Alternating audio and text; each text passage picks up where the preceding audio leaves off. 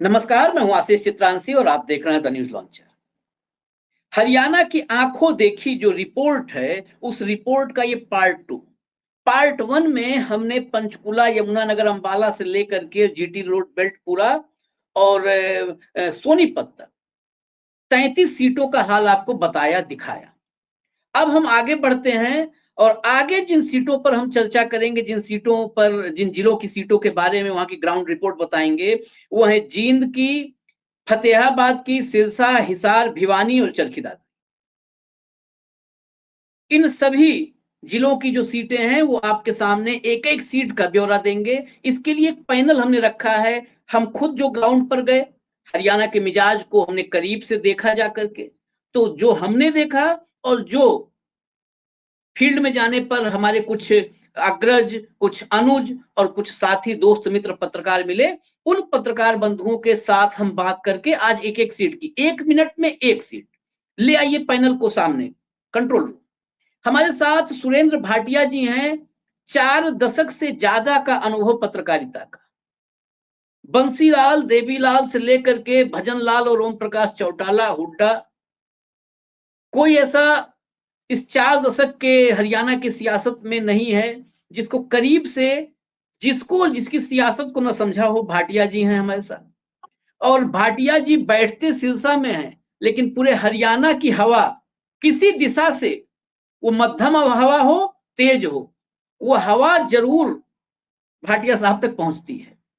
हमारे साथ जीएस मान साहब हैं। मान साहब राजनीति के साथ साथ कृषि के भी क्षेत्र में बड़ी दखल रखते हैं और हरियाणा में अगर कृषि के क्षेत्र में जो दखल रखता है, उस पत्रकार की सियासत की नब्ज पकड़ने की कला थोड़ी और भी स्ट्रांग होती है, मजबूत होती है। हमारे साथ अमनदीप पिलानिया हैं। अमनदीप युवा पत्रकार हैं, लेकिन जमीन पर पत्रकारिता करते हैं, बाहर निकलते हैं, लोगों से मिलते हैं। तो अमनदीप बताएंगे अपने क्षेत्र की दशा दिशा दोनों। सिरसा से शुरुआत करते हैं। बात बीच बीच में जो मैं ग्राउंड पे गया, करीब करीब मैं भी पूरे हरियाणा में हर विधानसभा क्षेत्र में गया, तो जो मैंने समझा, बूझा, देखा वहां पर, उसमें हवा कुछ बदली है, नहीं बदली है, हवा वैसी ही है। तो अपनी भी राय मैं देता रहूं। शुरुआत भाटिया साहब से करते हैं और जहां बैठे हैं वहीं से शुरुआत करें तो उससे बेहतर क्या हो सकता है। सिरसा की बात, सिरसा में एलनाबाद, सिरसा, रानिया, डबवाली और कलमवाली, इन सीटों की हालत अभी क्या है, क्योंकि अब तो चुनाव बिल्कुल अपने, कहते ना, उफान पर, चरम अवस्था में पहुंच चुका है। तो अब भाटिया साहब क्या है इन सीटों की दशा और वहां की हवा किस तरफ बह रही है। ऐसा आशीष जी, नमस्कार आपको और आपके सभी दर्शकों को।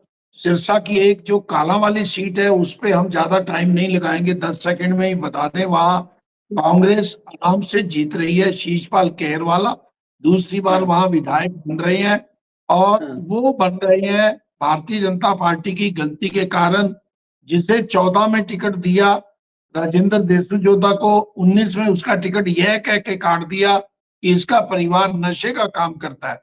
और सिरसा में नशा एक बहुत बड़ा मुद्दा है। हालांकि देशु जोधा ने बहुत मेहनत करी, वो इंडिपेंडेंट पिछली बार चुनाव लड़े, पिछली बार उनकी टिकट काट दी, इस बार दे दी। यहीं पे पेच फंस गया और भारतीय जनता पार्टी वो बड़े मार्जिन से लूज करेगी और शीशपाल केरवाला बनेंगे कालावाली से। अब जो सिरसा सीट है, सिरसा सीट एक ऐसी मात्र सीट है जहां भारतीय जनता पार्टी ने अपने उम्मीदवार रोहतास जांगड़ा को चुनाव मैदान से हटा लिया कांडा जी के समर्थन में। और कांडा जी कहते हैं मुझे किसी का समर्थन लिया नहीं भारतीय जनता पार्टी का। एक बड़ा विचित्र यहाँ संयोग बना है। कांडा जी को भारतीय जनता पार्टी का समर्थन है, इनेलो का समर्थन है, बहुजन समाज पार्टी का समर्थन है, लेकिन वो फिर भी चुनाव में बुरी तरह फंसे हुए हैं।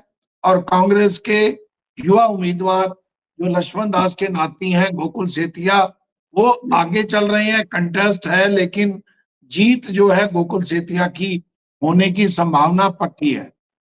और डबवाली में एक विचित्र मैच है इस बार चौटाला परिवार के बीच में। जो आदित्य चौटाला थे, आदित्य चौटाला जो 10 साल तक भाजपा में रहे, एन मौके पे वो इनेलो में शामिल हुए, इनेलो ने उन्हें टिकट दी। उनका मुकाबला अपने भतीजे अजय सिंह के बेटे दिग्विजय चौटाला, जो अपनी माता पिता की सीट, माता पिता की क्यों, अजय सिंह 9 में जीते डबवाली से, 14 में नैना सिंह जीते, उस सीट पे गए थे, लेकिन वो ट्रायंगल फाइट करने में असफल दिखाई दे रहे हैं।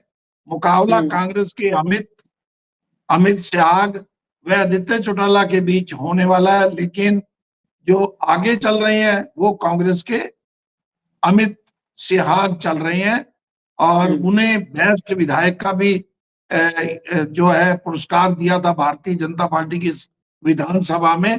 तो उनका ठीक ठाक काम है। उनके फादर केवी सिंह का उनसे ज्यादा उनकी खेती को, डॉक्टर केवी सिंह की खेती को वो काट रहे हैं अमित जी, और वो लगता है वो भी जीतेंगे। अब रह गई 3 सीटें कांग्रेस की हैं। 2 सीटों पर एलनाबाद पे अभय सिंह पिछले लंबे समय से 4 बार विधायक बन चुके हैं। किसान आंदोलन के समय उन्होंने त्याग पत्र दिया, लेकिन पहले से मार्जिन कम हो गया। जिस 2 व्यक्तियों ने जब बाई इलेक्शन में उनके मुकाबले चुनाव लड़ा था, वो थे गोविंद कांडा, उनके समर्थन में आगे, पवन बेनीवाल कांग्रेस के उम्मीदवार थे, वो उनके साथ आगे कांग्रेस छोड़ के, और भरत सिंह बेनीवाल एक बार के विधायक, 4 चुनाव हार चुके, उन्हें टिकट दिया गया। लेकिन अंतिम जीत चाहे अभय सिंह की हो, लेकिन अभय सिंह की सीट फंसी हुई है। अब रह गया रानिया में दादा पोता अभय सिंह के बेटे और अभय सिंह के चाचा रंजीत सिंह के बीच का जो मुकाबला है, कहीं वो कांग्रेस दादा को पीछे छोड़ दे और मुकाबला कांग्रेस और पोते के बीच में हो जाए, ये, और वहां भी ट्रायंगल फाइट कांग्रेस करने जा रही है, और वहां जीत पोते की लगती है इस बार। अभय सिंह चौटाला फंसे हुए हैं, लेकिन पोते की सीट जो है वो लगती है वो निकलेगी। ये 5 सीटें सिरसा की हैं, 2 पे इनेलो का एज है आज के दिन, और 3 पे कांग्रेस का। फतेहाबाद की तीनों सीटों पर, मैं फतेहाबाद भी बता देता हूँ, तीनों सीटों पर कांग्रेस लगभग जीत रही है। दूड़ाराम वर्सेस बलवान दौलतपुरिया फतेहाबाद में पूर्व विधायक, और दूड़ाराम भाजपा के विधायक, बलवान दौलतपुरिया के बीच में सीधा मुकाबला है, और कांग्रेस वहां कंफर्टेबल है। और जिस ढंग से सिरसा की रिजर्व सीट कालांवाली में कांग्रेस बड़ी कंफर्टेबल है, उसी प्रकार रतिया सीट पे कांग्रेस कंफर्टेबल है। जरनैल सिंह बड़े मार्जिन से जीतेंगे। यहाँ फिर भारतीय जनता पार्टी ने गलती करी, जिस सुनीता दुग्गल की टिकट काट दी यह कहते हुए कि वो उनकी वर्किंग ठीक नहीं थी, उनका जनता के साथ जो है मेलजोल ठीक नहीं था, उनको टिकट दे दी रतिया में। उनको बहुत जवाब देने पड़ रहे हैं, और वहां भी कांग्रेस बड़े मार्जिन से जीतेगी। टोहाना सीट है, देवेंद्र बबली, जिसने लोकसभा चुनाव में कांग्रेस की कुमारी शैलजा का समर्थन किया, खुलेआम मीटिंग की, और वो कांग्रेस में शामिल होने के लिए 3 दिन तक हुड्डा साहब, दीपक बावरिया, कुमारी शैलजा की कोठी पे बैठे दिखाई दिए, और वो फोटो और वीडियो भी वायरल हुए। वो जब भारतीय जनता पार्टी में गए तो 3 बड़े नेता लाल कारपेट लेके उनके लिए थे, और उन्हें टिकट दे दी। उनका विरोध हो रहा है, और वो जो व्यक्ति इंडिपेंडेंट 1,07,000 वोट लिए थे पिछली बार, और वो चुनाव हार रहे हैं, और पिछली बार की जमानत जब्त होने वाले परमवीर सिंह, जिनको पिछली बार 16,000 वोट मिले थे, वो वहां से चुनाव जीत रहे हैं। सिरसा पार्लियामेंट की एक सीट नरवाना फिर भारतीय जनता पार्टी ने गलती की। शाहबाद से कृष्ण बेदी, जो मंत्री रहे 14 से 19 से 24 के बीच में, वो पॉलिटिकल सेक्रेटरी बनाए गए मुख्यमंत्री के, कृष्ण बेदी शाहबाद के रहने वाले, नरवाना भेज दिए गए। वो बुरी तरह पिछड़ रहे हैं। वहां लोकदल का और कांग्रेस के बीच में मुकाबला है, कोई भी जीत सकता है। ये सिरसा पार्लियामेंट की 9 सीटें का हालात मैंने आपको बता दिया। उसके बाद अगर हिसार चाहोगे तो वो भी बता दूंगा, आप और गेस्ट से बात करना चाहें। मैं हिसार पे आऊंगा, लेकिन सिरसा पे जो आपने कहा, मैं सामने जो मैं नोट करके लाया था फील्ड से, उससे मैच कर रहा था कि हालात कितने बदले कितने नहीं बदले हैं।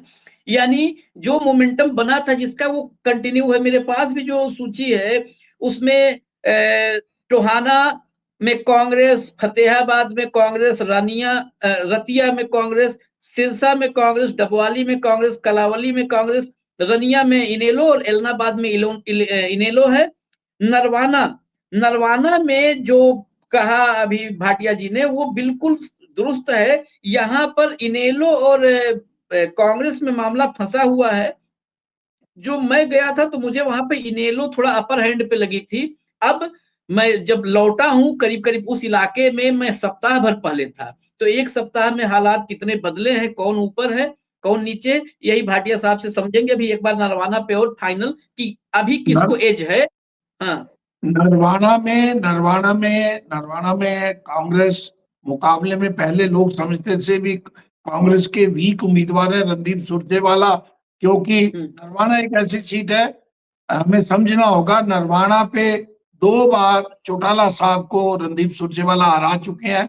9 में परिसीमन के बाद ये रिजर्व सीट भी शायद इसलिए करवा दी गई थी कि रणदीप सुरजेवाला अपना घर छोड़ के वो चले गए कैथल, और कैथल से जाके एक बार बने, एक बार पिछली बार 500-600 वोटों से हार गए।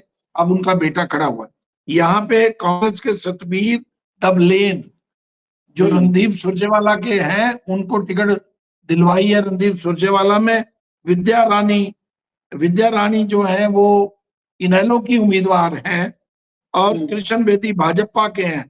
संतोष धनोता एक बड़ा गांव है, वहां जेजेपी के उम्मीदवार हैं। अनिल रंगा आप के उम्मीदवार हैं। मुकाबला विद्या रानी और सतबीर दबलेन के बीच में है, और मुकाबला 50-50 मुकाबला है। कांग्रेस की आवाज जिस ढंग से चल रही है, मैं 51% जो दूंगा वो कांग्रेस के उम्मीदवार को दूंगा, और 49% जो है, क्योंकि 5-6% वोट ऐसा होता है जो ये माहौल देखता है भी कांग्रेस की अगर सरकार आ रही है तो हम क्यों ना कांग्रेस उम्मीदवार के साथ जाएं। ये बेनिफिट उनको अगर मिल गया तो कांग्रेस ये सीट भी निकाल सकती है। बिल्कुल वहां भाटिया पे साहब। मैं इसलिए कह रहा हूं, कल वहां पे कुमारी शैलजा जी का रणदीप सुरजेवाला का प्रोग्राम था, और वो उस प्रोग्राम में अच्छी खासी भीड़ जुटी थी। और कांग्रेस के सभी रैलियों में कल भरत सिंह को मैं क्यों कह रहा हूं, अभय सिंह का चुनाव फंसा हुआ है। कल भरत सिंह की एक जनसभा थी कागदाना गांव में, और उस गांव में जो टेंट लगाया गया था वो टेंट से बाहर इतने लोग थे कि जनसभा चलते हुए टेंट और मंगाया गया। हालांकि शैलजा जी ने वहां नहीं पहुंची, और लेकिन जो लोग जुट रहे हैं कांग्रेस के, हमने बहुत रैलियां देखी हैं जिन्हों में कांग्रेस के 500 लोग भी नहीं जुटते थे। आज उनकी एक एक गांव में 2-2 3-3 हजार की भीड़ जुट रही है।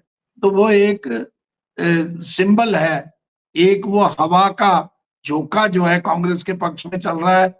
अभय सिंह चौटाला को केवल लाभ ये है बड़े नेता होने का, और भरत सिंह की नुकसान केवल ये है कि वो पूरी तरह एक राजनीतिज्ञ की तरह भाषण नहीं दे सकते। वो एक ग्रामीण पृष्ठभूमि के अशिक्षित व्यक्ति हैं, तो ये उनको नुकसान हो रहा है। और अभय सिंह इसी को मुद्दा बना के, आज वो एलनाबाद में थे, उन्होंने कहा एक ऐसे व्यक्ति को आप मत चुनना जो आपकी बात ही ना रख सके, जो बोल ही ना सके। और उनकी जो लैंग्वेज अगर कहें तो हम कह भी नहीं सकते। उन्होंने बहुत उनके बारे में अपशब्द भी कहे कि जिस व्यक्ति को बोलने की तमीज नहीं है, ये नहीं है। तो को ये लगता भी है भी हमारा जो प्रतिनिधि हो वो ऐसा होना चाहिए जो विधानसभा में अपनी बात रख सके। खैर कई बार ऐसा भी होता है कि ऐसे अपशब्द चुनाव के आखिरी वक्त में उल्टा भी हो जाते हैं। और ये हवा जो आपने कहा बिल्कुल दुरुस्त है कि ये हवा चलती है तो फ्लोटिंग मतदाता जो होते हैं 4-6%, वो सरकार किधर किसकी बन रही है उधर चले जाते हैं। जींद की बात, जींद में ही नरवाना है, तो जिले की अगर हम बात करें तो जींद में और बेहतर समझने के लिए हम अमनदीप पिलानिया के पास चलेंगे। अमनदीप, आप तो जींद के सभी विधानसभा क्षेत्रों में गए हो। जुलाना, सफीदों, जींद, उचाना कला, नरवाना पर हमने चर्चा काफी की है, तो आखिरी में आएंगे। पहले जुलाना से शुरू करिए, हॉट सीट जुलाना, जहां आज प्रियंका गांधी थी। माहौल क्या बदला है? जी भाटिया साहब कुछ बोल रहे हैं? भाटिया साहब कुछ बोल रहे क्या? म्यूट है आप, म्यूट है। नहीं, मैं अपनी जानकारी दुरुस्त करने के लिए मैं जिनके बारे में चारों सीटों का 1 मिनट में कह देता हूँ, फिर इनकी ले लूंगा जानकारी। ठीक है, मेरा ये ठीक है। मानना है जुलाना पे विनेश फोगाट जीत रही है, और हम्म। सफेदों में कड़ा मुकाबला है, और उसके बाद उचाना में ब्रजेंद्र सिंह जीत रहे हैं, और हम्म। जींद जो सीट है वहां हम्म। भाजपा को बेनिफिट हो सकता है, मेरा यही कहना है। हम्म। बाकी चलिए, ये ग्राउंड अब पे है ग्राउंड की भी, इनसे। हाँ, ग्राउंड पर अमनदीप लगातार घूम रहे हैं, अमनदीप से समझते हैं। अमनदीप। जी, जैसे हम्म। जुलाना की स्टार्टिंग से चर्चा थी कि विनेश फोगाट मैदान में आई है, तो लगभग एक आइडिया था कि विनेश फोगाट 50,000 वोटों से जीत हासिल करेगी। लेकिन धीरे धीरे जब चुनाव चलता रहा, चुनाव चलने के बाद ग्राउंड पर जो चर्चाएं हैं, जो मुद्दे सुनने को मिले, उसके बाद कहीं ना कहीं उसका मार्जिन, कुछ कमियां भी थी विनेश फोगाट की तरफ से या हम्म। उनकी टीम की तरफ से। बताया जा रहा है कि अब जैसे सुनने में आ रहा है, कुछ चीजों में लाइन अप करने में उन्हें प्रॉब्लम हो रही है, राजनीतिक चर्चाएं हैं कि उनका मार्जिन अब धीरे धीरे घटता जा रहा है। हालांकि विनेश फोगाट सीट निकाल देगी, आराम से सीट निकाल देगी, क्योंकि दीपेंद्र सिंह हुड्डा ने भी जनसभा की है उनके लिए। और हम मान सकते हैं जो जुलाना सीट है वो रोहतक को टच करती है, और कहीं ना कहीं हुड्डा परिवार का यहाँ पर अच्छा खासा प्रभाव भी है। और प्रियंका गांधी के आने से और एक बड़ा लीडर आने से कहीं ना कहीं विनेश फोगाट के प्रति लोगों की और जो वोट देने की सोच थी वो आगे मजबूत हुई है। अब देखने वाली बात है कि मार्जिन क्या रहेगा। जहां तक है कि सीट वो आराम से पॉजिटिविटी निकाल देगी। अब सफीदों की बात करते हैं। सफीदों में जैसे सर ने कहा कि कड़ा मुकाबला है, वहां पर कड़ा मुकाबला है क्योंकि जसबीर देसवाल भी चुनाव लड़ रहे हैं, जो पहले विधायक रह चुके हैं निर्दलीय। और जसबीर देसवाल देसवाल गोत्र से, जो जाट कम्युनिटी में आता है। और जो सुभाष गांगुली है वो भी देसवाल गोत्र से है। जितना हम्म। वोट लेके जाएंगे, डेंट करेंगे जसबीर देसवाल, वो कांग्रेस के वोट को डेंट करेंगे, जाट कम्युनिटी के वोट को डेंट करेंगे। और वहां पर हम्म। बच्चन सिंह आर्य भी चुनाव लड़ रहे हैं, जो भाजपा की तरफ से टिकट मांग रहे थे। हालांकि जसबीर देसवाल भी टिकट मांग रहे थे, भाजपा की तरफ से मांग रहे थे। दोनों निर्दलीय रूप से चुनाव लड़ रहे हैं। बच्चन सिंह आर्य नॉन जाट जो भाजपा का वोट बैंक है उनको डेंट करने का काम करेंगे। सबसे बड़ा नुकसान भाजपा को यहाँ पे क्या हो रहा है, अगर बचपन बच्चन सिंह आर्य या जसबीर देसवाल यहाँ पर होते तो हालात कुछ और होते। यहाँ पर रामकुमार गौतम को जो चुनाव मैदान में उतारा, कहीं ना कहीं उन पर भारी का नारा लगा हुआ है। तो यहाँ पर कड़ा मुकाबला देखा जा सकता है, लेकिन फिलहाल कह सकते हैं कि वो सीट निकल सकती है, कांग्रेस के खाते में जा सकती है फिलहाल की जो सिचुएशन है आज के टाइम। हम्म। अब जींद जींद। ये देखिए, जींद में क्या है, लगातार हम बात करें 2009 में यहाँ पर चुनाव हुआ तो उस समय एक नारा चला था कि मांगे राम को चुनाव कौन हरा सकता है। जींद में एक चेहरा तलाश किया गया था। चौधरी ओम प्रकाश चौटाला ने हरिचंद मिड्डा को मैदान में उतारा था। उनकी जो छवि थी, जो वो डॉक्टर लाइन से जुड़े हुए थे, उनका जो वाक्य चला हुआ था कि जो कोई उनसे दवाई लेने के लिए आता है, उनके हॉस्पिटल में आता है, डॉक्टर हरिचंद मिड्डा अपने घर से पैसे देते हैं या फ्री में इलाज करते हैं। तो एक सहानुभूति कह सकते हैं कि उनके प्रति एक भावना लोगों की जुड़ी हुई थी। तो उस दौरान डॉक्टर हरिचंद मिड्डा विधायक बने थे। जो मांगेराम गुप्ता है उनको चुनाव में हार का सामना करना पड़ा था। 2014 में की बात करें तो 2014 में भाजपा की तरफ से यहाँ पर जो अभी हाल ही में कांग्रेस में आए हैं सुरेंद्र बरवाला, वो मैदान में थे। फिर दोबारा डॉक्टर हरिचंद मिड्डा को चुनाव में जीत हासिल हुई। फिर बात कर सकते हैं 2018 की 26 अगस्त के दिन डॉक्टर हरिचंद मिड्डा का देहांत हो जाता है। और देहांत होने के बाद मुख्यमंत्री मनोहर लाल खट्टर उस समय आते हैं। तो चर्चाएं थी कि कहीं ना कहीं मनोहर लाल खट्टर के आने से ये जो कृष्ण मिड्डा है भाजपा का दामन थाम सकता है, एक माहौल बन गया था। तो भाजपा ने उनको मैदान में उतारने का काम किया। एक सहानुभूति फिर लोगों की जुड़ी कि 6 महीने का समय बाकी है, क्यों ना डॉक्टर हरिचंद मिड्डा का जो लड़का है उन्हीं को वोट देने का काम किया। जनता ने उनको 6 महीने के लिए फिर दोबारा मैदान में उतारा और मतलब जीत हासिल हुई। नॉर्मल एक आम चुनाव विधानसभा का 2019 में फिर दोबारा भाजपा ने उनको उम्मीदवार बनाया, उसमें भी उनको जीत हासिल हुई। अब 2024 की चुनाव की बात करें तो हम जो एक छवि डॉक्टर हरिचंद मिड्डा की जींद में थी, एक पार्टी में थी, वो छवि डॉक्टर कृष्ण मिड्डा नहीं बना पाए हैं। कहीं ना कहीं विपक्षी उन पर आरोप लगाते हैं, बार बार प्रेस वार्ता के दौरान भी आरोप लगाया कि ये भ्रष्टाचारी हैं, इन्होंने सारा जींद मतलब कमीशन खोरी की है। तो कहीं ना कहीं उन पर आरोप प्रत्यारोप लगते रहे हैं। जैसे भाजपा के प्रति एक हरियाणा में एंटी वोट बन गया है, तो जींद में भी कहीं ना कहीं मिड्डा के प्रति भी एंटी वोट एक खड़ा दिखाई दे रहा है, क्योंकि लंबे समय से इनका परिवार विधायक है। तो एक कांग्रेस की तरफ देखे जाए तो यहाँ पर 2019 की मैं 2009 की बात कर रहा हूँ, उस समय था कि डॉक्टर हरिचंद मिड्डा ने मांगेराम को हराया। तो उस समय हराने जिताने की लड़ाई थी कि मांगेराम को कौन हराएगा। अब 24 में वही चीज देखने को मिल रही है कि अब जींद में भी चर्चा है। अब निर्दलीय रूप से जो चुनाव लड़ रहे हैं प्रदीप गिल, वो अपने हर भाषण में कहते हैं कि बार बार यही परिवार, कभी मांगे परिवार, कभी मिड्डा परिवार, कभी कहते हैं कि मांगे को कौन हराएगा, मिड्डा परिवार हराएगा। मिड्डा परिवार को हराने के लिए अब मांगे परिवार को ले आए। तो इनको हराने के, आपस में हराने के लिए दोनों राजघरानों को टिकट दी जाती है। जो लोकल नेता है बार बार टिकट की मांग कर रहे थे, वो बार बार आरोप प्रत्यारोप इन पर लगाते हैं कि सभी पार्टियां इन्हीं राजनीतिक घरानों को टिकट देती है। अब बात करते हैं नुकसान की। नुकसान किसको हो रहा है? सबसे बड़ा नुकसान यहाँ पर देखा जा सकता है महावीर गुप्ता को हो रहा है, जो चुनाव मैदान चला हुआ है। यहाँ पर 36 गांव इस विधानसभा में आते हैं और शहर है जो कहीं ना कहीं पूरा समीकरण बिगाड़ने का काम करता है। 36 गांव की बात करें, अगर मैं कास्ट वाइज बात करूंगा तो सबसे ज्यादा यहाँ पर लगभग 60,000 प्लस वोट जाट कम्युनिटी की हैं और जो लगभग 50,000 के करीब पोल होते हैं। अब निर्दलीय रूप से प्रदीप गिल मुख्य चेहरे जाट कम्युनिटी की तरफ से हैं। हालांकि आम आदमी पार्टी ने भी वजीर डांडा को मैदान में उतारा, वो जाट कम्युनिटी से है, लेकिन वो बात करें तो वो विधानसभा से बाहर उनका गांव है, किठाना गांव पड़ता है, जो फिलहाल विधानसभा में पड़ता है। तो मुख्य रूप से प्रदीप गिल को यहाँ पर देखा जा सकता है। प्रदीप गिल की राजनीति 15 साल से यहाँ पर जींद में एक्टिव है। इनेलो में युवा के प्रदेश अध्यक्ष रहे हैं, प्रभारी रहे हैं। 2019 में जब चौधरी भूपेंद्र सिंह हुड्डा ने सोनीपत लोकसभा से चुनाव लड़ा था, उस समय उनके साथ उन्होंने पार्टी ज्वाइन की थी। अब लंबे समय से वो टिकट की मांग कर रहे थे कि कांग्रेस की टिकट उन्हें मिलनी चाहिए या किसी अन्य को मिलनी चाहिए। बलजीत सिंह रेड्डी ने भी यहाँ पर अपनी कुछ सेवाएं चलाई हुई थी, जैसे फ्री बस है, जल की सेवा। तो बहुत से नेता यहाँ पर टिकट की मांग कर रहे थे। आप बोलना चाह रहे हैं सर कुछ? जींद में कौन भारी है, कौन भारी है अभी आज भारी आज के टाइम हम बात करें तो जैसे मिड्डा को फायदा क्या हुआ? मिड्डा को फायदा है उसकी कम्युनिटी के वोट उसके पास जाते दिखाई दे रहे हैं, जो पंजाबी कम्युनिटी है।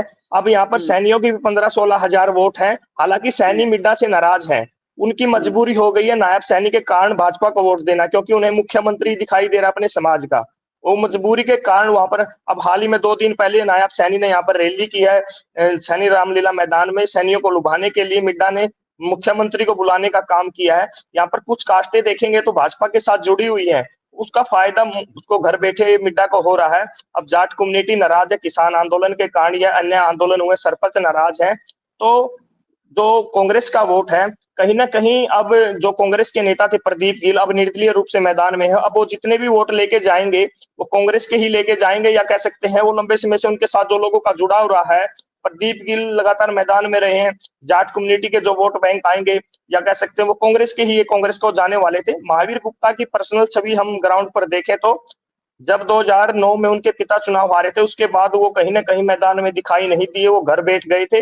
2019 के आम चुनाव में समझ गए। वो कुल मिला के आपके पूरे भाव से आ गया कि यहाँ मिड्ढा, वो जो भाटिया जी ने जो कहा था, करीब करीब वही हालत है कि मिड्ढा यहाँ पर मजबूत है, क्योंकि महावीर गुप्ता निष्क्रिय थे और गिल कांग्रेस के वोटों में बड़ी सेधमारी कर सकते हैं। ये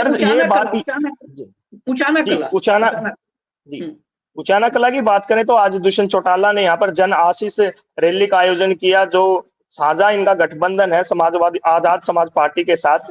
तो भीड़ जुटाने का काम किया उन्होंने। मैं भी वहां पर मौके पर था, मैंने वहां पर जाकर कवरेज किया।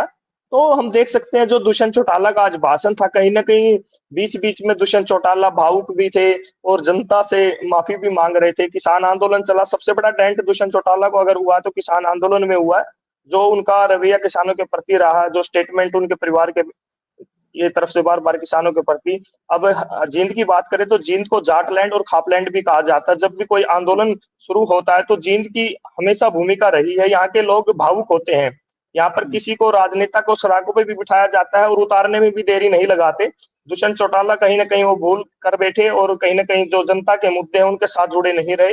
अब चुनाव आ गया है, जनता में वो पिछली बातें हैं, जो यादें हैं जनता को याद है, क्योंकि सोशल मीडिया का दौर है। अगर आप सोशल मीडिया में देखेंगे तो 6 साल पुरानी भी वीडियो आ जाती है। पहले सोशल मीडिया नहीं थी, नेता क्या बयान देता है महीने बाद वो चर्चा नहीं रहती थी, लेकिन अब 4 साल पुरानी भी बातें एक दिन में ताजा हो जाती है, जो बयानबाजी नेताओं की रहती है। तो अब दुष्यंत चौटाला का विरोध यहाँ पर कहीं ना कहीं उचाना में मतलब अंदर खाते देखने को मिल रहा है। अब यहाँ पे क्या हम लड़ाई देख सकते हैं, जैसे सर ने कहा कि ब्रजेंद्र सिंह का क्या है, यहाँ पर 24 गांव शौगंदों के हैं। शौगंद गोत्र है जो चौधरी वीरेंद्र सिंह का, डूमर खकला गांव से हैं। यहाँ पर 24 गांव चौकंद गोत्र के हैं और यहाँ पर हम बात कर सकते हैं निर्दलीय तौर पर वीरेंद्र गोगड़िया है, विकास काला है और दिलबाग संडील है। मुख्य रूप से जो मैंने अभी तक देखा है 3 लोगों की यहाँ पर मुख्य रूप से टक्कर होने वाली है। भाजपा की तरफ से देवेंद्र अत्री है, कांग्रेस की तरफ से चौधरी वीरेंद्र सिंह के लड़के ब्रजेंद्र सिंह है और जो निर्दलीय रूप से है वीरेंद्र गोगड़िया। मुख्य रूप से हम देख सकते हैं लास्ट में देखेंगे तो आप तीनों के बीच में टक्कर देखेंगे, क्योंकि वीरेंद्र गोगड़िया के प्रति भी सहानुभूति है लोगों की। लोग चंदा उगाकर उनको चुनाव लड़वा रहे हैं, किसी गांव में 5 लाख, किसी में 10 लाख, किसी में, मतलब लोगों में सहानुभूति है। जब लोग चंदा देते हैं तो खुद का वोट तो देने का काम ही करते हैं, लेकिन जब पड़ोसियों का भी वोट दिलाने का काम करते हैं, जिसके साथ भावना जुड़ जाती है, तो कहीं ना कहीं चुनाव में आगे रहता है। तो वीरेंद्र गोगड़िया को ये फायदा हो रहा है कि लोग उनके साथ जुड़े हुए हैं, एक सहानुभूति के कारण। उनका मतलब पर्सनल इतना वोट बैंक नहीं था, कांग्रेस की तरफ से वो टिकट की मांग कर रहे थे। वीरेंद्र परिवार लोकसभा चुनाव से पहले एंड टाइम पर कांग्रेस का दामन थामता है, तो कहीं ना कहीं लोकल नेताओं में नाराजगी है। वहां पर कांग्रेस के जो लोकल नेता हैं उनकी मदद नहीं करेंगे, वीरेंद्र परिवार की मदद नहीं करेंगे, क्योंकि वो खुद टिकट मांग रहे थे और एंड टाइम पर वो 10 साल भाजपा में रहते हैं और अब कांग्रेस में आते हैं। तो कहीं ना कहीं नाराजगी वर्करों में भी है और लोगों में भी है। आज दुष्यंत चौटाला ने बड़े मन से कहा है कि भाई मेरे से गलती हो गई, मैंने मतलब किसान आंदोलन में साथ नहीं दिया। क्या वीरेंद्र सिंह की गलती नहीं है?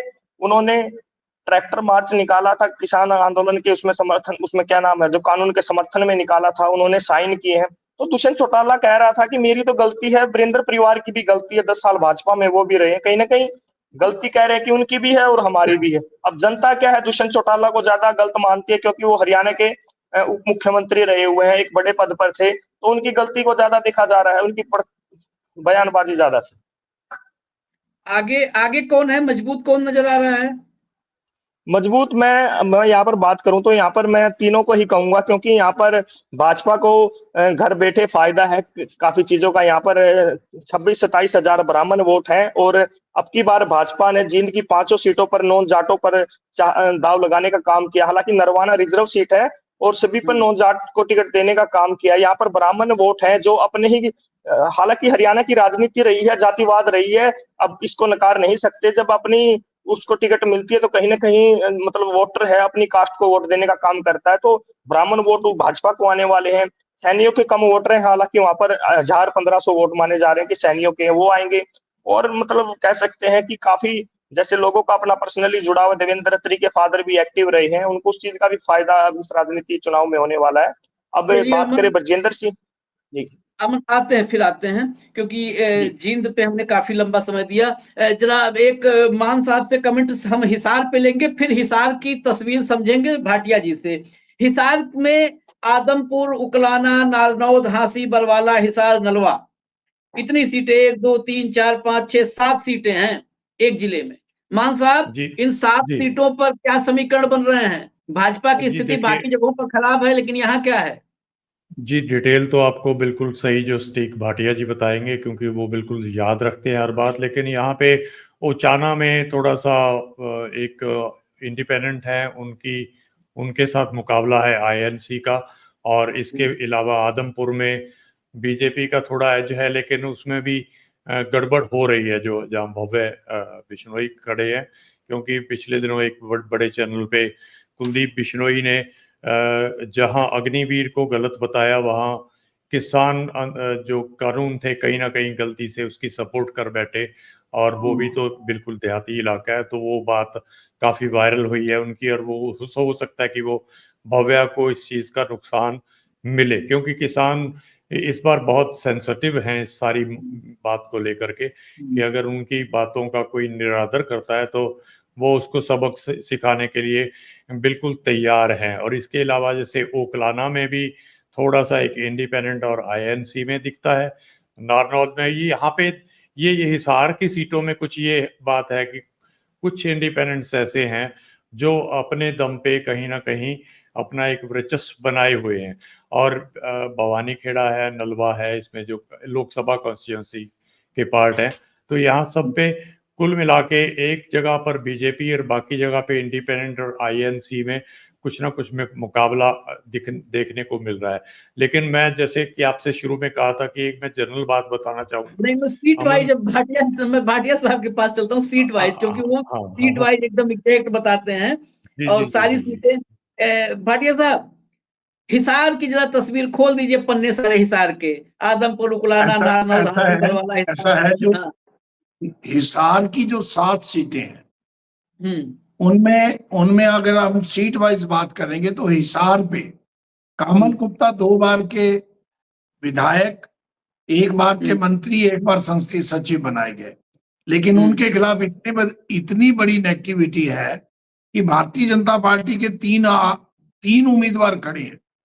एक सरदाना है, वहां हिसार के मेयर है भारतीय जनता पार्टी के, वो खड़े हैं। उसके बाद सुवित्री जिंदल को, ऐसा लगता है कि सुवित्री जिंदल को भारतीय जनता पार्टी की एक गेम प्लान के अंतर्गत खड़ा किया गया है। सुवित्री जिंदल इसलिए खड़ी की गई, और हो सकता है सरदाना को ये इसलिए खड़ा किया गया हो, सरदाना जीत नहीं सकते थे, सुवित्री जिंदल का अपना वोट है, बढ़िया वोट है, और नेगेटिविटी सारी जो है वो कमल गुप्ता पे चली जाए। लेकिन अब होगा क्या, एक नई कहानी ये आ रही है। हिसार सीट पे जो कांग्रेस के उम्मीदवार हैं वो बीसी समाज से हैं। पिछली बार भी उन्होंने चुनाव लड़ा था, पिछली बार वो 15,000 वोटों से हारे थे, और इस बार 4 कॉर्नर वहां चुनाव हो रहा है। 4 कॉर्नर चुनाव में वो मुकाबले में है, मुकाबला सुवित्री जिंदल और कांग्रेस के बीच है। कई बार गेम प्लान अगर फेल हो जाए तो कांग्रेस के जीतने की संभावना 40% है, 60% सुवित्री जिंदल ही जीत रही है और कमल गुप्ता बुरी तरह हार रही है। आदमपुर भजनलाल की पुश्तैनी सीट, भजनलाल के पिछले हरियाणा बनने के बाद 1967 से लेके अब तक भजनलाल परिवार के पास उन्हीं के परिवार के मेंबर रामजी लाल, जो वैसे रामजी लाल बैकवर्ड थे, भजनलाल के वो जैसे पगवट, पंजाबी में पगवट, पगड़ी बदल भाई की तरह थे। उनके भतीजे चंद्र प्रकाश, जिन्हें भजनलाल जी ने एचसीएस लगाया था, वो आईएएस बने। उनके बीच में मुकाबला बड़ा कंटेस्ट है, कहीं उल्ट फेर ना कर जाए। लेकिन मैं बड़े परिवार, बड़े नाम के नाते बेनिफिट दूंगा भव्य बिश्नोई को, और चंद्र प्रकाश मुकाबले में है। ये उकलाना सीट एक फिर रिजर्व सीट, जो कुमारी शैलजा जी की पुश्तैन जो घर की सीट थी, जहां से वो चुनाव लड़ना चाहते थे। नरेश सेलवार जीत रहा है, कोई दिक्कत नहीं है, नरेश सेलवाल को बड़े मार्जिन से जीतेगा। नारनौंद में जस्सी पेटवाल जीतेगा, कोई कैप्टन अभिमन्यु वहां चुनाव लड़ रहे हैं, कांग्रेस की सीट है। राहुल मक्कड़, अमीरचंद मक्कड़ के परिवार से पोते, और वहां पे जो मुकाबला विनोद बिहाना भारतीय जनता पार्टी का, वो भी कांग्रेस के थे, हरियाणा जनहित कांग्रेस में थे, फिर कांग्रेस में थे। जो 5 लोग, अगर 2009 में जो 5 लोग कुलदीप बिश्नोई को छोड़ के गए थे, उनमें विनोद बिहाना भी एक थे, जो हरियाणा जनहित के विधायक बने थे, और वो फिर बीजेपी में चले गए। और अमीरचंद मक्कड़ जो कांग्रेस के पुराने थे, उनके राहुल मक्कड़ जीत रहा है। हांसी का चुनाव कांग्रेस जीत रही है, नारनौंद का चुनाव कांग्रेस जीत रही है, उकलाना का कांग्रेस जीत रही है, और 2 सीटें हांसी और वहां पे नहीं, हिसार और आदमपुर कड़े मुकाबले हैं, बेनिफिट सुवित्री जिंदल और बीजेपी को। बरवाला सीट नई कहानी रचेगा, बरवाला की सीट, वहां पे नलवा से गंगवा को भेजा गया, रणवीर गंगवा को भेजा गया, और वहां संजना सात रोड, एक पढ़ी लिखी इंग्लैंड से पढ़ के महिला आई, और वो इनेलो कांग्रेस की टिकट चाहती थी पर इनेलो की टिकट लेगी, वो मुकाबला कर रही है। और वहां पे रामनिवास घोड़ेवाला और गंगवा और संजना सातरों का ट्रायंगल फाइट है, और उसमें मुझे ये लगता है भारतीय जनता पार्टी को इसका बेनिफिट हो सकता है। लेकिन एक नई थ्योरी कोई, जैसे वो टोने होते हैं ना, टोना हरियाणा में ये भी है, जो डिप्टी स्पीकर बन गया वो जीतता नहीं है। अब ये ये होगा कि नहीं होगा, जब उसको वो चेंज करेंगे। गंगवा जी, रणवीर गंगवा की टिकट इसलिए बदली गई क्योंकि नलवा से कुलदीप बिश्नोई के एक चेले जो नलवा की सीट पे, वहां पे रणधीर पनिहार जो पिछली बार कांग्रेस के थे उनको हराया था, वहां पे उनको दी गई। नलवा की सीट में ये मानता हूं कांग्रेस के पलड़े में जा सकती है, क्योंकि ये जो है ना उन्होंने टिकट बदली और बदला कांग्रेस की हवा की वजह से।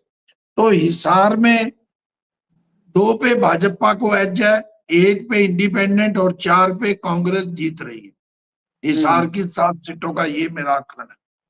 भिवानी भी सर, अब भिवानी भी आपके हाथ में कमान। भिवानी कर देते हैं। भिवानी में देखो, लोहारू सीट राजवीर फरटिया जीतेंगे। बहुत पैसे वाली सीट है ये सरसा की तरह यहाँ भी करोड़ों रुपए खर्च होंगे। जेपी दलाल जो भारतीय जनता पार्टी के हैं वो और ये, इनके बीच में कड़ा मुकाबला, लेकिन कांग्रेस के पक्ष में हवा का लाभ मिलते हुए और राजवीर के बेनिफिट में जा रही है। भिवानी शहर सबसे ईमानदार आदमी, अब ईमानदार हम कहें सबसे ईमानदार, लेकिन ये मेरे मुंह से अचानक निकल गया। और साइकिल पे चलने वाला व्यक्ति जिसको लोगों को चुनना चाहिए, कामरेड ओम प्रकाश सीपीएम के, लोगों की बात उठाते हैं।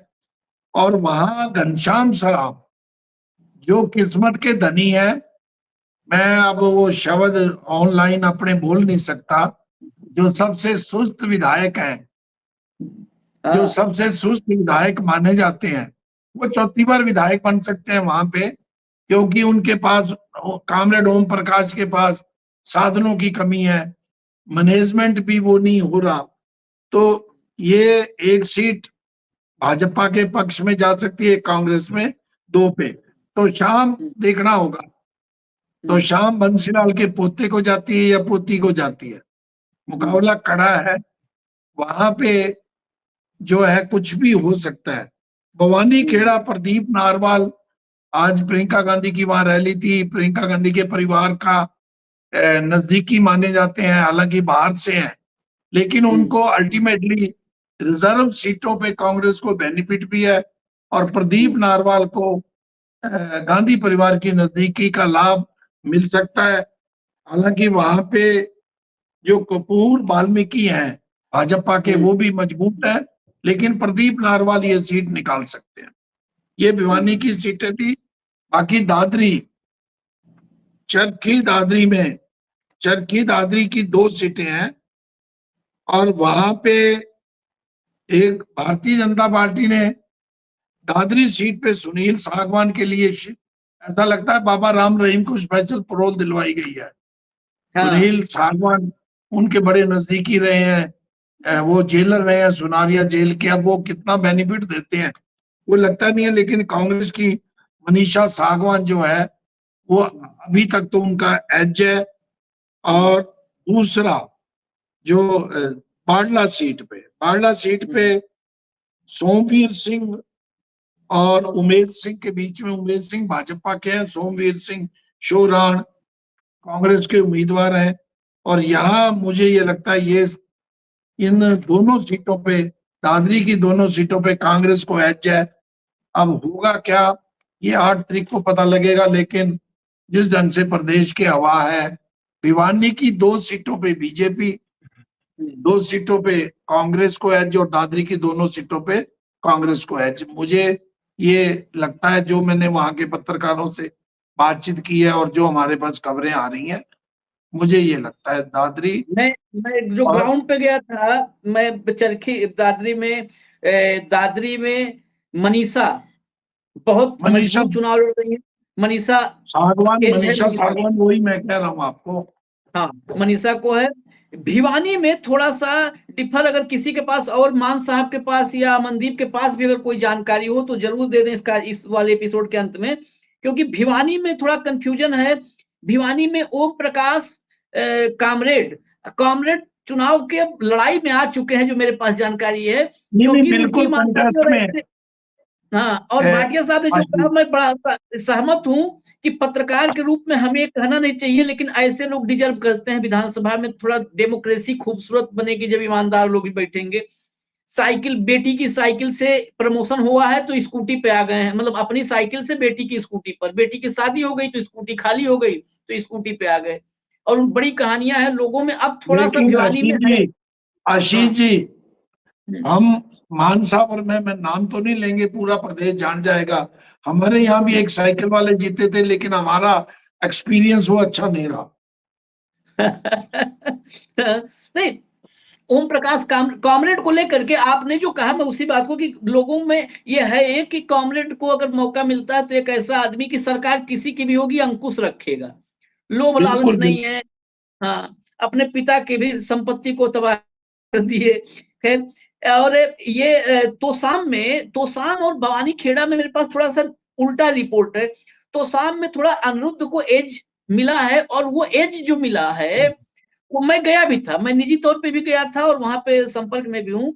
वो एज मिला जिस तरह से किरण चौधरी ने, मतलब अनिरुद्ध को लेकर के जिस तरह की भाषा का इस्तेमाल किया है, और उल्टा अनिरुद्ध ने, मतलब चाची ने अपने भतीजे पर, अपने बच्चे पर भाषा की कोई मर्यादा नहीं रखी, और भतीजे ने कहीं पर भी चाची के सम्मान में रत्ती भर गुस्ताखी नहीं की। मेरे सामने जब मैं कवर कर रहा था तो मैं देख रहा था कि क्या बोल रहे हैं, एक नया युवा नेता है, क्या बोलता है, कहीं ऐसा तो नहीं भावनाओं में भाग करके चाची को जवाब देने लगे। लेकिन अनिरुद्ध को मैंने सुना तो अनिरुद्ध ने कहा कि भाई मैं यहाँ से जा रहा हूँ, चाची भी यहाँ पे आएंगी, हो सकता है मेरी बहन भी आएगी, मुझे वोट देना आप, ये मैं उम्मीद करता हूं आपसे। लेकिन कहीं पर भी मेरे समर्थक होने की वजह से आप चाची का या मेरी बहन का अपमान नहीं होना चाहिए। जितना प्यार मुझे देते हो उतना ही प्यार मेरी चाची को और मेरी बहन को देना। वो मेरी बहन है, वो मेरी चाची है। ये इमोशंस, जैसे अभी एक अमनदीप ने कहा था कि भावुक लोग हैं, पूरा हिंदुस्तान ही भावुक है। हरियाणा का मिजाज तौर भी, जहां पर खेती किसानी ज्यादा होती है वहां पर भावनाएं भी ज्यादा होती है, वहां पर कम मिलावट होती है। तो नहीं, भावुक वो लोगों के आशीष समाज। जी जो आप कह रहे हैं, अनिरुद्ध क्योंकि राजनीति से दूर रहा है, किरण जी और वो श्रुति वहां से रही हैं।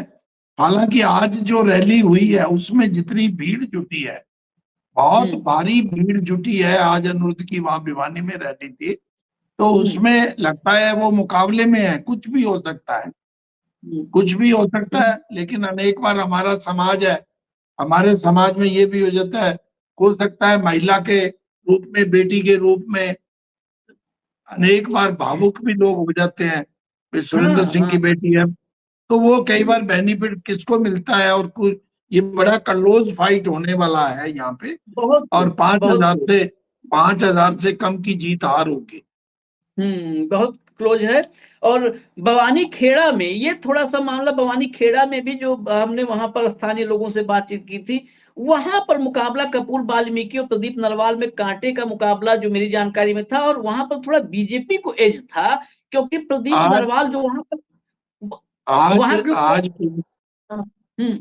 जो कांग्रेस की हवा का और प्रियंका की आज की रैली के बाद उनका जो बेनिफिट है, बराबर का मुकाबला है, लेकिन सत्ता आने वाला जो चीज है, जो सत्ता आने वाले जो 5% ऐसे वोट हैं जो सत्ता के साथ बैठते हैं, वो प्रदीप नारवाल को मिल गए। हमने 2009 में 28 दिन में अशोक तंवर सिरसा आए, चुनाव जीते, और केवल इसलिए जीते कि वो राहुल गांधी के नजदीकी। झज्जर के रहने वाले हैं अशोक तंवर। 28 दिन पहले उन्हें टिकट देके भेजा गया, और यहाँ पे ये प्रचार था भी वो राहुल के बहुत नजदीकी है। कई बार बड़े परिवार की नजदीकी का लाभ भी मिलता है। प्रदीप नारवाल को वो लाभ और कांग्रेस की सत्ता आने का लाभ है, नहीं तो वो चुनाव हार रहे थे। अब वो मुकाबले में कुछ भी हो सकता। ये जो है हमने जिनकी चर्चा की, जिलों की ये 26 सीटें बैठ रही हैं। और जो भाटिया साहब, तो बिल्कुल इनका कैलकुलेशन बड़ा, मतलब पत्रकारिता में बहुत सारे लोग होते हैं थोड़ा सा जलेबी छानते हैं, लेकिन भाटिया साहब बड़ा क्रिस्टल क्लियर बताते हैं, बिल्कुल साफ सुथरा, जो उनके पास है जानकारी एकदम सीधा आप लीजिए।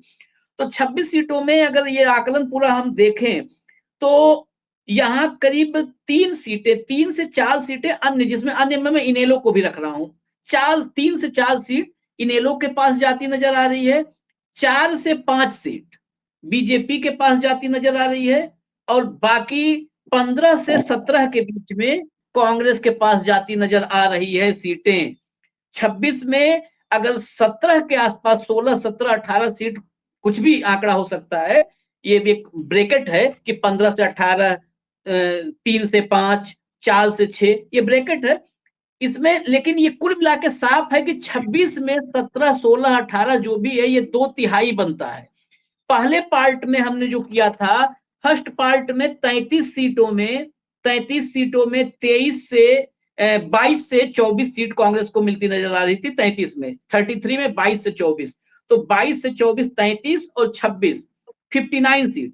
59 सीट में 22 से 24 और 16 से 18, यानी 59 सीट में करीब करीब 36 से 40 के बीच कांग्रेस जा रही है। 36 से 40 और 60 सीटों का ही, 59 सीट का आज से सप्ताह भर पहले भास्कर ने एक स्लाइड लगाई थी 60 सीटों की उसने, और उसमें उसने दिया था 40 सीट के, 40-42 सीट के आसपास दिया था। हालांकि उस स्लाइड को दिल्ली से डिलीट करवाया गया था, राजीव कुमार के दफ्तर से फोन गया था, वो मेरे पास उसकी पूरी पुख्ता जानकारी है। पहले सीएम ऑफिस से, नायब सैनी के ऑफिस से आया, चंडीगढ़ से फोन, जब बात नहीं बनी तो फिर राजीव कुमार के दफ्तर से गया, उस स्लाइड को हटवाया गया था। तो अब हम सीटें अलग अलग हैं, लेकिन हमारी गिनती, हम तो कहीं पर भी प्री प्लान, कहीं पर लिखा हुआ डायरी में नहीं है। भाटिया साहब को फोन किया, सर वक्त दीजिए, उन्होंने दे दिया। ये भी कैलकुलेशन 60 सीट में करीब करीब 36 से 40 जा रहा है। 30 सीटें बची हैं, अब 30 सीटों पर अगले पार्ट में, और भाटिया साहब का मैं थोड़ा वक्त और लूंगा, क्योंकि इनसे पूरे हरियाणा की जानकारी मिलती है। इनको मैं थोड़ा जो है गुजारिश अभी कर रहा हूं कि आपके कीमती वक्त में से थोड़ा सा मैं सेंधमारी करूंगा। मैं आपको फिर फोन करूंगा, फिर थोड़ा सा परेशान करूंगा। इजाजत दीजिए अमन, आपको बहुत बहुत धन्यवाद। और आप युवा पत्रकार हैं मान साहब, आपका मैं टिप्पणी आपकी लूंगा। आप युवा पत्रकार हैं, मैं चाहता हूं कि आप जमीन पर ऐसे ही काम करें। पत्रकारिता में यूथ की बहुत जरूरत है। मान साहब आप टिप्पणी करें, तभी हम खत्म करेंगे। जी, टिप्पणी मेरी बड़ी सरल है। अमनदीप पिलानिया भी ग्रामीण परिवेश से आते हैं। तो जब 2014 और 19 में हमारे जो पूर्व मुख्यमंत्री हैं खट्टर साहब, उन्हें बड़ी हरियाणा की सरसब्ज जमीन दी गई थी कि आप इस पे अपनी भाजपा की खेती उगाइए। तो उन्होंने बीज डाला, लेकिन बीज के साथ बहुत से खरपतवार भी उगाए, और वो हालात ये हो गए कि जो बीज डाला था वो तो कहीं दबकर रह गया, और खरपतवार थे ना जो, वो मतलब आदमकद हो गए। और इस वजह से अब हरियाणा में माहौल ये है कि जब खरपतवार बढ़ जाएं तो अमनदीप को पता है कि उस पर सिर्फ ट्रैक्टर चलाना ही एक हल रह जाता है, और अपोजिशन, जिसको आप कांग्रेस कह सकते हो, वो इस ट्रैक्टर को लेकर लगी हुई है। ठीक है, कहीं इक्का दुक्का सीट भाजपा के लिए या इंडिपेंडेंट के लिए या आईएनएलडी के लिए है, लेकिन वोटर का ज्यादा इरादा यही है कि इस भूमि को एक बार समतल करके फिर से नई फसल उगाएंगे। तो मेरी यही एक क्लोजिंग टिप्पणी इस पे रहेगी। और बाकी भाटिया जी कुछ कहना चाह रहे हैं, उनकी बात सुनिए। क्लोजिंग रिमार्क्स, अंतिम टिप्पणी भाटिया जी। म्यूट है जिन आप, सीटों म्यूट है। जिन सीटों पर आज हमने बात की है, यहाँ कांग्रेस को बहुत ज्यादा लाभ होने जा रहा है, क्योंकि अगर जहां तक मैं याद कर रहा हूं, कांग्रेस के पास इन जिलों में केवल 4 सीटें थी। 2 सिरसा में, 1 हिसार में और 1 भिवानी में। 4 सीटें थी, और 4 की अगर 15-16 हो रही हैं तो बहुत बड़ा लाभ है। बस हाँ, 4 गुना लाभ है। चलिए, हाँ अमन, हाँ बोल दीजिए आप 10 सेकंड, क्योंकि हाँ जैसे सर इलेक्शन का समय और चुनावी बातें चल रही हैं, अब की बार जो 24 का चुनाव मैं देख रहा हूं, अब की बार कोई बोरिंग चुनाव अब की बार दिखाई दे रहा है। जैसे मैंने 19 का चुनाव देखा, उपचुनाव देखा, 14 का मैंने चुनाव देखा, तो पहले जो चुनाव होते थे कहीं ना कहीं चर्चा का विषय रहते थे।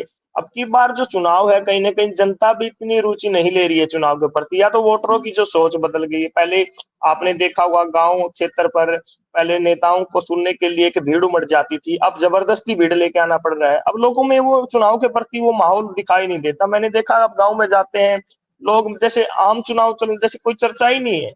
पता नहीं अब लोग क्या सोच रहे हैं चुनाव को लेकर, साइलेंट हो गए हैं लोग। अब किस प्रकार जैसे लोकसभा में ऐसा समीकरण ऐसा कुछ दो देखने को मिला। परिस्थितियों में होता है, ऐसा दो परिस्थितियों में होता है।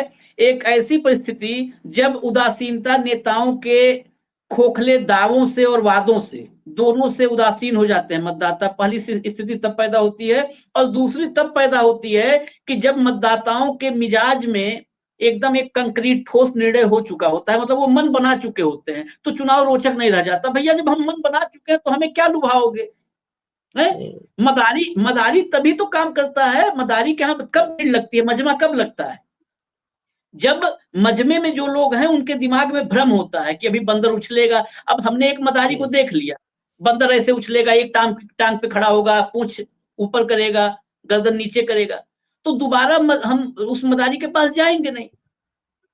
तो जब मन एकदम मिजाज क्लियर होता है तब उदासीनता होती है, तब माहौल थोड़ा सा शांत दिखता है। अब ये आप लोग तय करिए कि लोगों ने मन बना लिया है या जी दावों और वादों से उब चुके हैं। इजाजत दीजिए, मैं भाटिया साहब से फिर से एक निवेदन करके जा रहा हूं। आपका वक्त लूंगा, आपको थोड़ा सा और तकलीफ दूंगा। आप तीनों जुड़े, बहुत बहुत धन्यवाद। नमस्कार। नमस्कार।